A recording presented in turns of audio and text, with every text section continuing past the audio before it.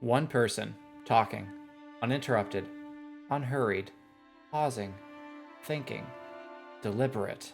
That's hardly the most intriguing of ideas in our fast-paced, attention-deficient world, but from time to time, we find ourselves engaged by the slow, thoughtful speech of a character, not because they are grabbing our attention with a flurry of algorithmically desirable words, but rather because they demand our attention to the words they speak, because they actually have something worth saying.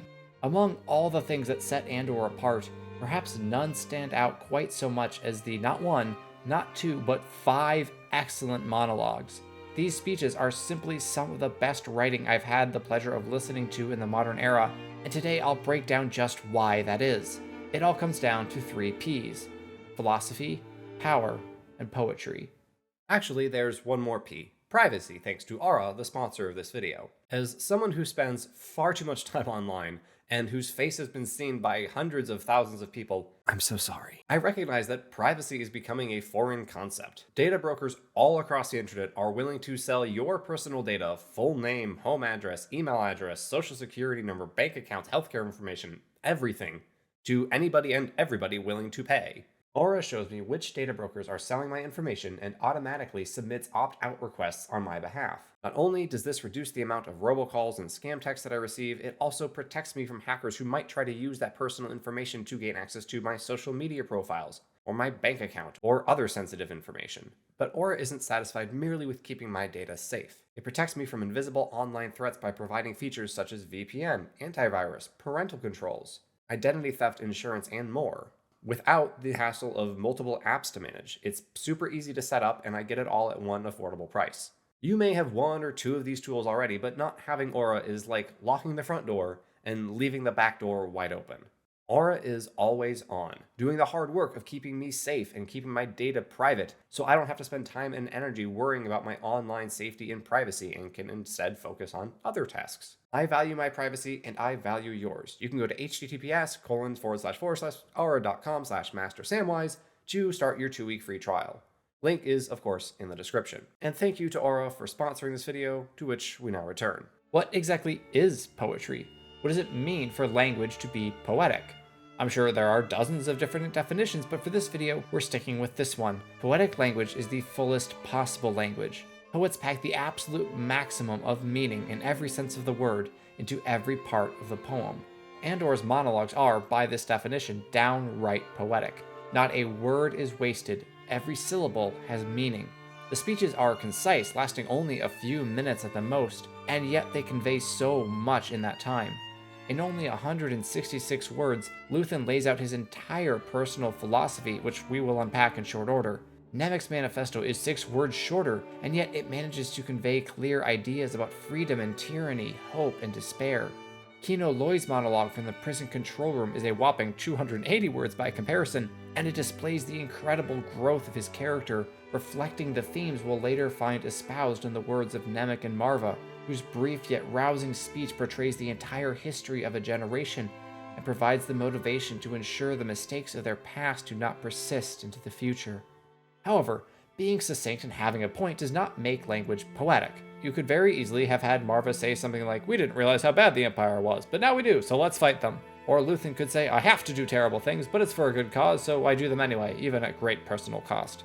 Those are accurate summaries of their speeches, but they're hardly poetic sentences, because they lack one simple thing: creativity. Poetic language needs to be creative, inventive, and most often it accomplishes this by being figurative. The author finds an indirect yet impactful and imaginative way to get across their point. The most poetic of these speeches is, of course, Luthen's monologue about his own state of mind. If you're being reductive, you would simply call this Stellan Skarsgård reading off his character sheet. And while yes, Luthen is talking about himself and how he views himself, it's hardly so simple. Lines like, "I share my dreams with ghosts. I made my mind a sunless space," are so much more intriguing to hear than "I hate what I've become," because they took more imagination to write, and such creativity is a huge part of what makes stories like Star Wars so impactful and what makes poetry poetry. But of course, Luthen is not alone in his poetic speech. There is a darkness reaching like rust into everything around us. This figurative language is so powerful, not only because it is, as I just said, imaginative in and of itself, but because it awakens our own imaginations. We have to visualize in our minds the Empire like a patch of rust, slowly spreading until it has covered every inch of what was once a shining piece of steel. This is what poetic, figurative language does, why it is so meaningful, why it elevates normal human speech beyond the simple facts that are conveyed within it. Even Kino Loy's speech, which is largely straightforward, as it naturally should be considering its purpose, ends with the most iconic line from the entire show. 3 monosyllabic words that symbolize all the pain and suffering the men of Narkina 5 have endured, and the release of all that pent-up emotion as they explode from their prison out into the free air once again. But Kino doesn't lead with that. He builds to it. His speech begins as merely informational. We are, at this moment, in control of the facility. Then slowly and deliberately shifts to motivational, as the information he has just revealed is used as the foundation upon which to build. All the floors are cold. Kino trusts in the knowledge shared by his fellow inmates, and yet he also knows that many of them feel as he once did, despondent, hopeless, and unwilling to rock the boat, and need to be aroused from that slumber. His speech is a mirror of his character arc, slowly unraveling as the discoveries made about the prison reveal the truth that will ultimately spur him and all of the prisoners to decide that I would rather die trying to take them down than giving them what they want. this buildup is a large part of what makes this monologue so powerful. It doesn't start out with the intensity turned up to 11. Doing so would be jarring and not allow the viewer to be lured in, hooked by the tension that is naturally present during the gradually increasing energy of the speech. We see this same theme repeated in Marva's funeral speech, as she opens with a simple introduction and note of gratitude. Honored to be a daughter of Therix, and honored to be worthy of the stone. Builds to a message of warning, But I fear for you. We've been sleeping. and finally ends with an emphatic call to action that kicks off the rebellion on Ferrix. Fight the Empire! Luthen's speech escalates as well, albeit the main growth is in the emotion in his voice as he talks. This man who seems to effortlessly and even flippantly use and discard human lives to serve his goals starts to let his mask slip. I've given up all chance at inner peace. I made my mind a sunless space. He reveals bit by bit how he views himself, how he knows that what he does is abhorrent, how he despises the man he has become, and yet refuses to turn from the path he has laid out for himself. And he concludes that buildup with proper force, with an emotional explosion that echoes through the levels of Coruscant. Everything! Now, this monologue is not merely powerful because of how it builds, but also because of the narrative weight behind it. You can use beautiful, poetic language, but if it serves no purpose in the story, it's just pretty, meaningless fluff. And there's far too much of fluff on our screens nowadays. We want, or at least we should want, what we watch to have weight and meaning. Each line of dialogue and each action should lead into and affect the next. Characters should speak and act purposefully according to their own impulses, goals, and internal impetus, instead of doing what they do because the plot demands it. So why did Luthen deliver this speech? It's important to note that this and all the others are monologues, not soliloquies. They are given for the sake of someone other than the speaker. In this case, for Lonnie, Luthen's double agent within the ISB who desperately wants out, wants to leave the rebellion behind for the safety of his wife and daughter.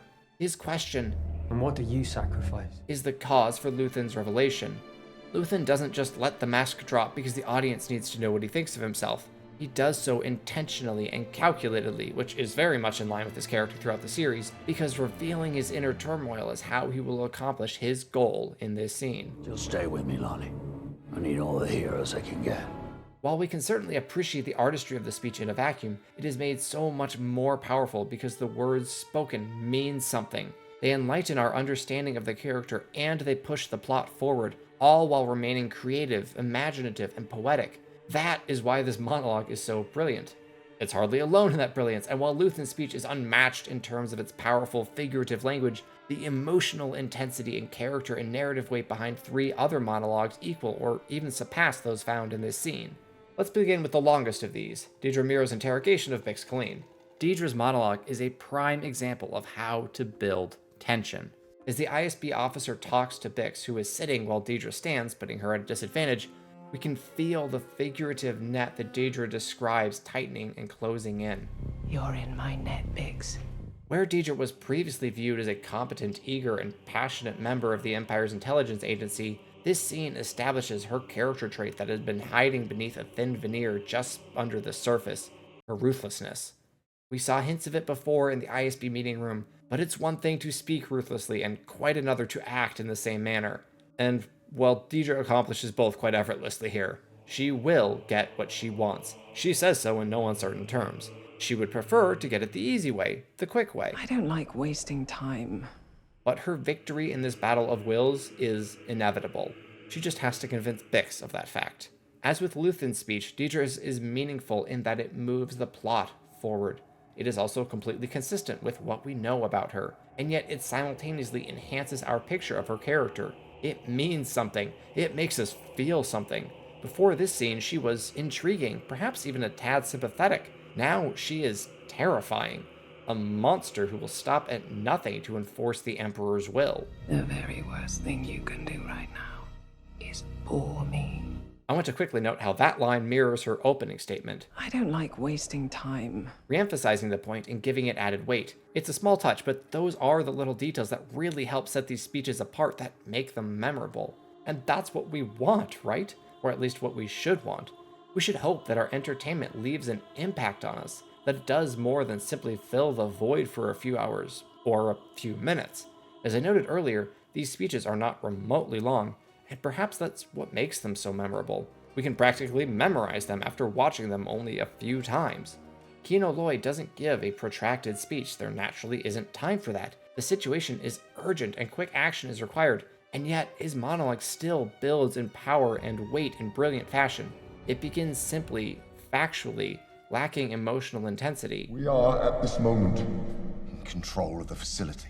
This is reflective of Kino's character when we were first introduced to him. He simply did what needed to be done with no more feeling than necessary. But all that has changed.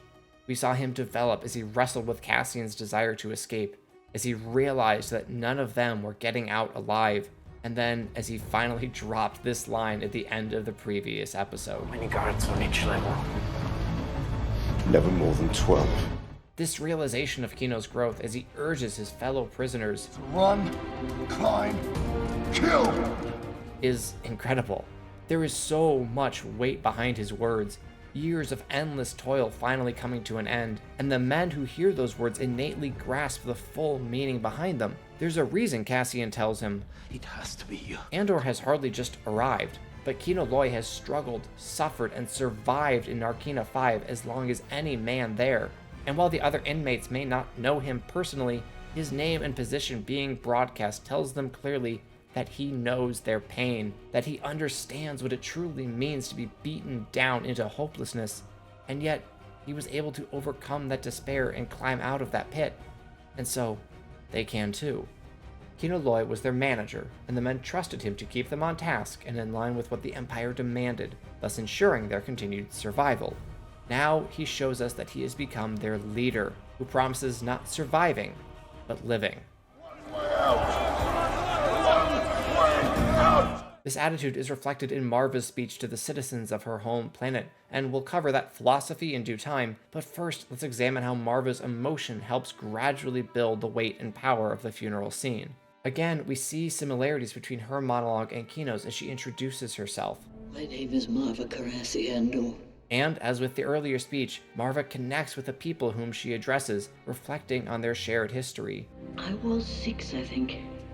First time I touched a funerary stone. This marks a shift in her speech, as the focus moves away from her life and toward the lives of those standing on Rick's Road. This is the first hint that her speech is no ordinary eulogy. It will be far more meaningful than that. And now I'm dead, and I yearn to lift you. We begin to build now, as Marva's monologue moves toward its purpose. It's so beautiful that in her last days, Marva's thoughts were not of herself or her legacy, but rather were focused on the future of the people she loves, the people she would not see die quietly as she has, would not have live out their lives in complacency as the noose slowly closes around them. In darkness, it is never more alive than when we sleep. Now we begin to understand the real purpose of these words. The tension that has been building throughout this episode, throughout this entire season, is reaching a boiling point as the residents of Ferrix hear out loud what they doubtless already know in their hearts. We let it grow, and now it's here. And it's not visiting anymore. We can see it on the faces of the crowd. The desire to fight finally bubbling to the surface, pushing past all the fears that had held it back. But before they can, they need one final exhortation, one last breath of encouragement that the path on which they are about to embark is the right one, even if once they set out there is no turning back, no stepping off. Fight the Empire! And with that, the buildup is complete, the rebellion sparked.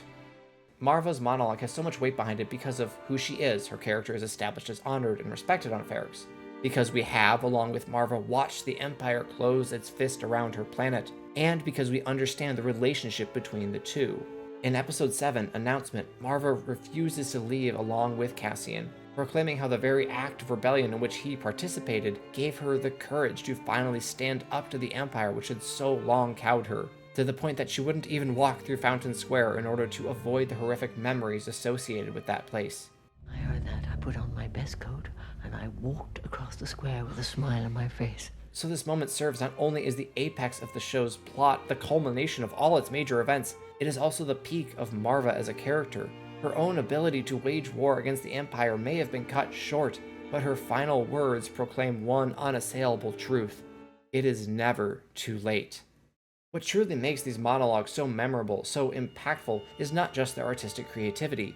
Their poetic language and the way they carry narrative weight are crucial and worthy of admiration in and of themselves, but they are most meaningful because of the sentiments, ideas, and philosophies which they convey.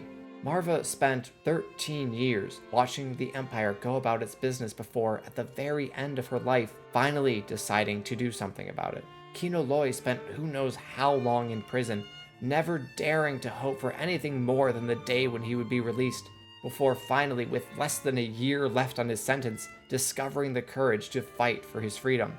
It is never too late to do what we ought to do.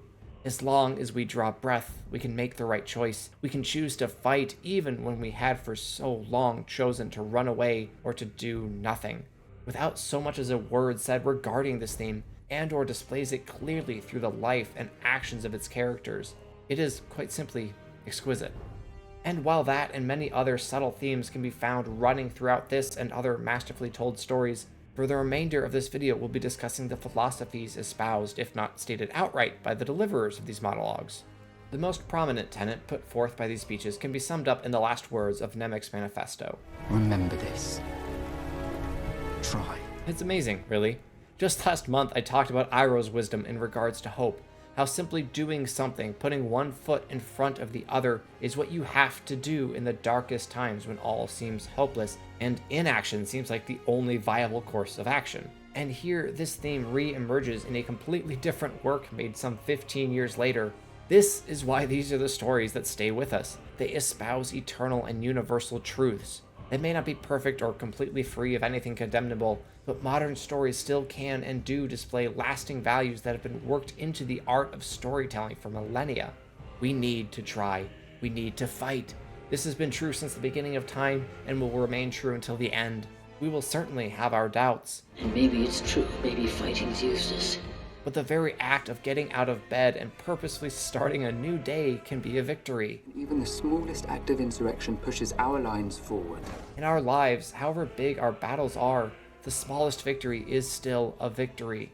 Now, of course, Marva, Kino, and Nemik aren't talking about our battles with depression, anxiety, or whatever may plague us. They are speaking on a grand scale, where the act of fighting may very well bring about immediate death. It begs the question, do we have something like that in our lives? Something, or more likely someone, for whom we are willing to die? If we don't, are we really living as we ought? As we observe Marva in Episode 7, we notice that her demeanor has changed. Despite her deteriorating physical condition, she is upbeat and energetic. She has finally decided that she is willing to fight and die for the cause of freedom, and that has given her life. And of course, this is the central theme of Cassian's arc as he shifts away from his focus on moment-to-moment survival and comes to care about the people around him and the fate of the galaxy as a whole. And while that is naturally a gradual development for our protagonist, it would be a mistake to downplay the immediate impact of Nemik's manifesto and Cassian's decision to fight. As with the other speeches, this one is given weight because it is built on solid ground. Nemec is by far the most welcoming toward Cassian when he is dropped into their group in Aldani. His youthful energy and optimism clearly leave an imprint on his pessimistic and dispassionate counterpart. We get hints that Andor was once something like Nemec, that he sees who he used to be in the young rebel. And clearly, Nemec senses that connection as well, hence his wish that his manifesto be given to Cassian upon his death. When Cassian reads these words then in the Season 1 finale, they carry extra weight because they came from someone who truly cared about Cassian, who showed him kindness when the others treated him coldly, and who saw in him the potential to be more than a mercenary only looking out for number one. No small wonder there, Nemec's words clearly paint him as an idealist. Freedom is a pure idea. It occurs spontaneously and without instruction. We must ask, what does Nemec mean by freedom? If he's speaking in the true sense of the word, and I believe that he is, given that he's clearly thought about this subject at length, Nemec does not mean simply the ability to do whatever one feels like at any given time. If he did, he wouldn't bother giving Cassian his manifesto, as Andor was already acting according to that idea of personal freedom. Instead, Nemec is referring to the freedom of self-determination, the right of a people to determine their political status and pursue development without the despotic empire controlling every aspect of their political and economic systems. It's important to note that within this freedom, responsibility still exists. The ability to act as one sees fit does not absolve a man from all his duties or obligations. It allows him to see that they are fulfilled. Human life is full of responsibilities to ourselves, to our children, to our parents, our friends, our neighbors. This is natural, and it does not impinge upon our freedom. In controlling every aspect of our lives, tyranny prevents us from fulfilling some or all of these responsibilities, and that, as Nemec says, is unnatural. Tyranny requires constant effort. It breaks. It leaks. In our second Avatar reference of the day, this brings us back to Azula, who controlled her friends rather than, well, befriending them, because if she controlled them, then they would do what she wanted, and what she wanted was always paramount. This demonstrates two key concepts. First, that personal freedom is not and cannot be a paramount virtue. If Azula or any bully or tyrant acts as they see fit, they will inevitably crush the freedom of others in pursuit of their own quote-unquote freedom. Second, Oppression is the mask of fear. Power doesn't panic. fear can be used to control people to great effect, but only for so long. The tyrant is fearful because he believes that everyone wants to take what is his, and like him will stop at nothing to get it. His only option then is to ensure whoever might oppose him is too afraid to do so, too assured of inevitable defeat to rebel. But in the end, the power of fear pales in comparison to that of love. We see this in Marva as she finally decides to fight for her home planet. We see this in Kino Loy as he at long last shrugs off the behaviors that had kept him alive for years and inspires others to win their freedom. We see this in Cassian, who returns home and wades into the fray at great personal risk to save Bix. And of course, we see this in the citizens of Ferrix who decide they cannot endure the Empire's boot any longer and take up the fight for the love of one another. They may not live to see the fire, but they have lit a spark. They cannot know how victory will be achieved, but they know that if they keep fighting, the day will come when all these skirmishes and battles, these moments of defiance will have flooded the banks of the Empire's authority, and then there will be one too many. One single thing will break the siege. Nemec may have been an idealist, but he knew the potential cost of the ideals he espoused. He gave as much as he or any man could, or perhaps I should say, as any man should. Where Nemec represents the rebellion as it should be, fighting inch by inch, confident that their righteous, natural cause will eventually break the Empire in two, Luthen represents the harsh reality of this insurrection as it is. Condemned to use the tools of my enemy to defeat them. Luthen's course of action is hardly confined to a galaxy far, far away. It's a sad reality that the cost of victory, even over a tyrannical, condemnable enemy, is often one's own righteousness. To pick but one example among thousands, the bombing of civilian targets in Germany and Japan during World War II. But this begs the question, are those inhumane methods truly necessary in pursuit of a righteous cause?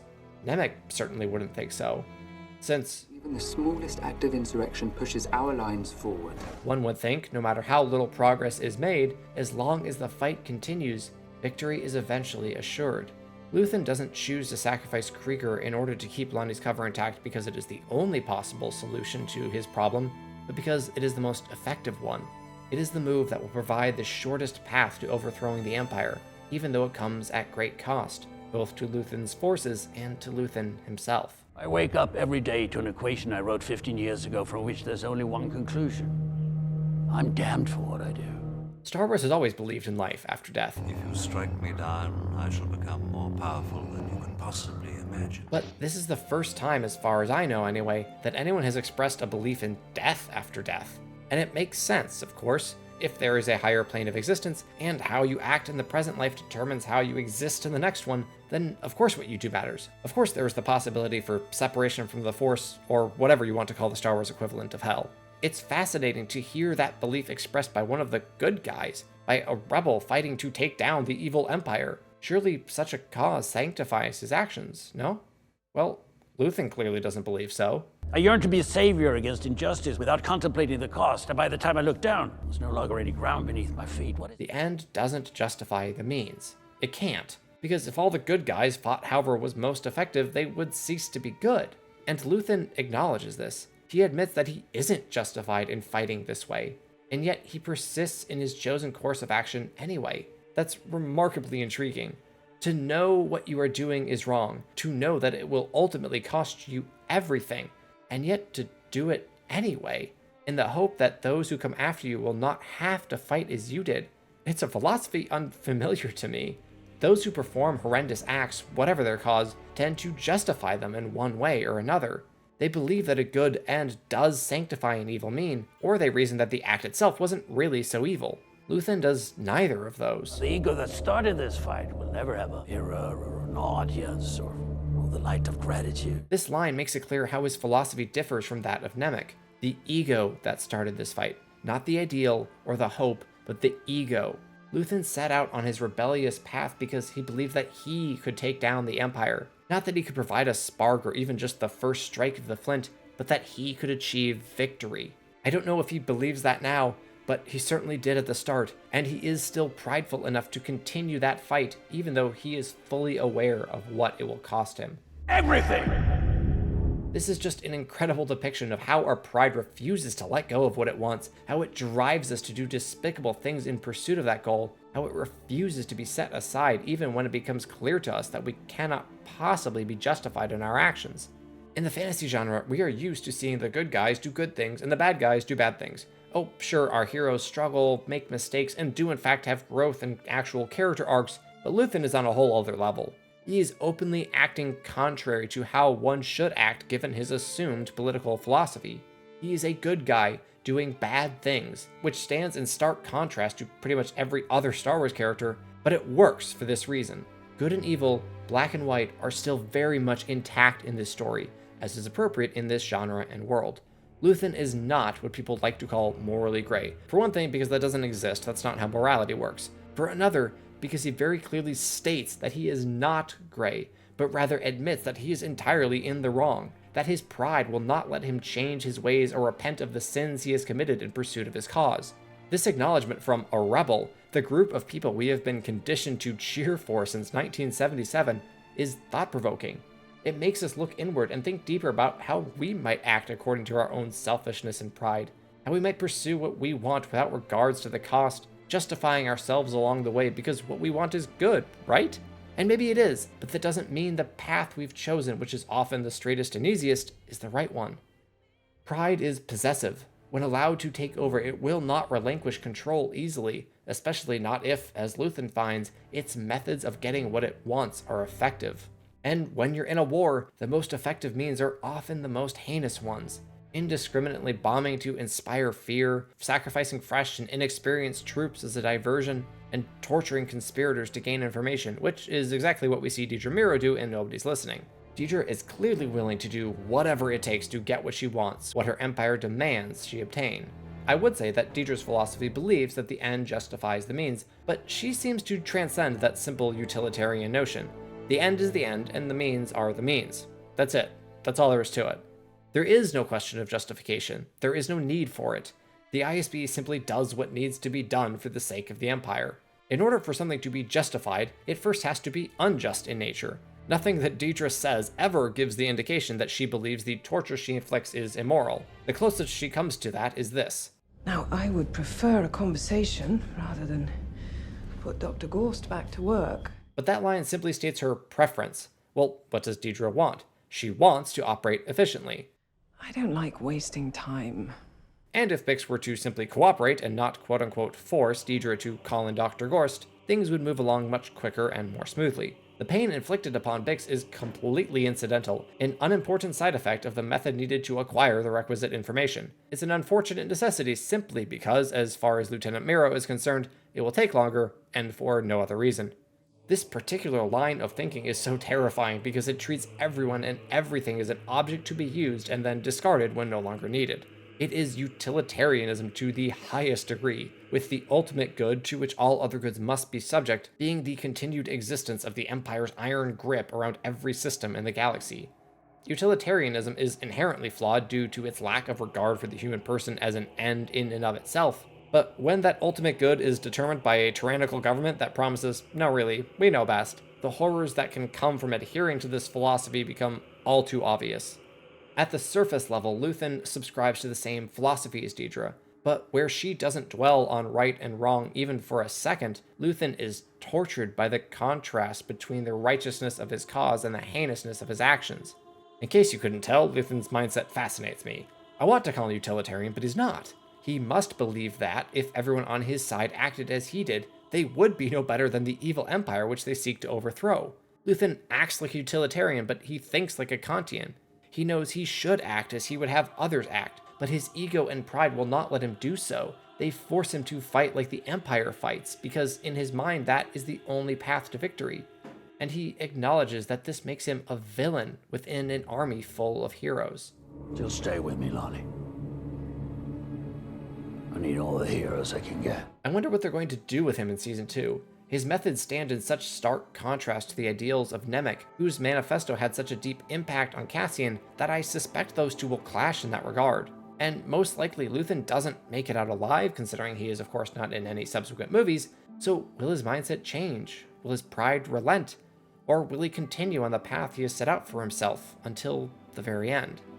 If I spent too much time on Luthen's monologue, I apologize. It's certainly the most thought-provoking of the 5, though all of them stand out in their own right and deserve to be remembered and discussed for the brilliant pieces of writing and acting that they are. I hope I've explained why in a passably adequate manner. Monologues are not easy things to pull off. They can very easily turn trite or preachy or, and this is especially true for motivational speeches, come out of left field and serve as a cheap plot device to get a character to do a thing. Andor avoided all of that by carefully crafting these characters and letting the audience spend enough time with them so that we knew them and understood the motivations behind their speeches. We saw the relationship between the speaker and the listeners, and that gave the speeches weight. That's just love. And of course, the language of these monologues is downright poetic, making them a joy to revisit and ponder over, especially because of the ideas and ideals contained within them. We need stories like this. Tales that take their time, trust their audience, and set forth ideas that will make viewers remember what they watched long after the TV has gone dark. Here's hoping that Season 2 will deliver more of the same. I hope you enjoyed this ode to Andor's monologues. Let me know if you have other such moments you'd like me to talk about, and I will see you in the next one. God bless.